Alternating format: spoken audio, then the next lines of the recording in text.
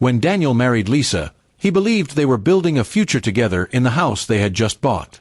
The basement was unfinished but spacious, and Daniel had big plans to turn it into a home theater or maybe a gym. Lisa, however, seemed unusually interested in keeping it empty. She often made comments like, "We should keep it open, just in case." Daniel thought nothing of it at the time. For years, Daniel worked hard to provide for them, often putting in late hours at the office. Lisa worked from home, giving her more free time. She'd claim she was busy with online meetings or errands, but Daniel began to notice small changes. She dressed up more often, started wearing perfume even when she stayed home, and kept her phone hidden. Still, Daniel pushed away his doubts.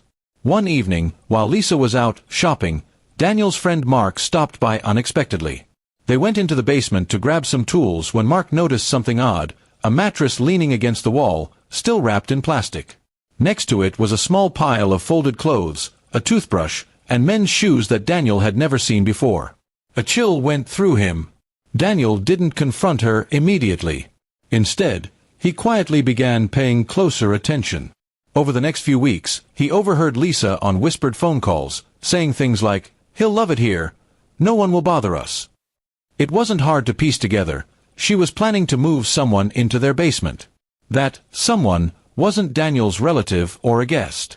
It was her lover. He decided to play along until he had proof. One afternoon, while she was showering, Daniel checked her phone. He found a string of messages to a man named Kyle, filled with heart emojis and promises that the basement is ready for you. She even sent photos of the space, writing, "Once Daniel leaves for work, you can come down any time." The betrayal was a knife to his heart.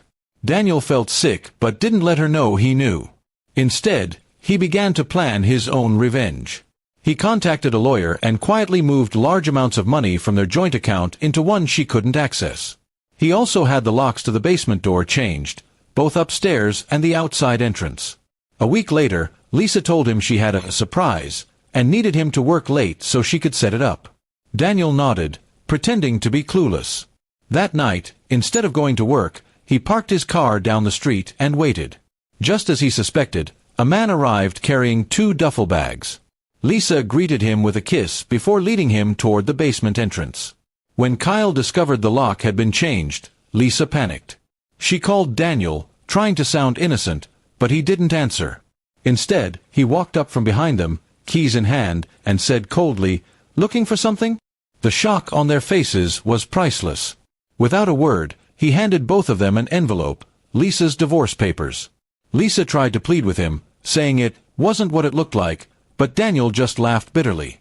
He told her he knew everything, from the text messages to the plan of secretly living with her lover under his own roof.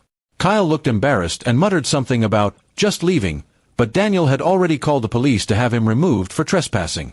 The next morning, Daniel changed all the locks in the house and packed Lisa's things into boxes. She had to call her sister to pick her up.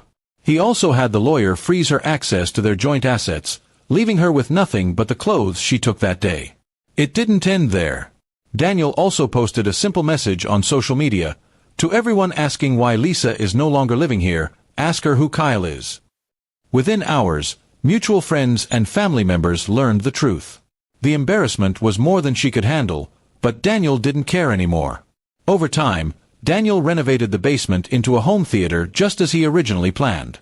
Every time he sat there watching a movie, he felt a quiet satisfaction, not because he had gotten revenge, but because he had reclaimed his home and his life. Lisa had underestimated him, thinking she could play him for a fool. Kyle never showed his face again, and Lisa eventually moved out of town. Daniel heard rumors she was struggling financially and bouncing from place to place. He didn't feel pity, she had made her choice. Daniel's friends often asked him how he stayed so calm through it all. His answer was always the same: the best revenge isn't anger, it's taking back control and making sure they can't hurt you again. And with that, he closed the chapter on his marriage, finally free from the woman who thought she could sneak her lover into his basement.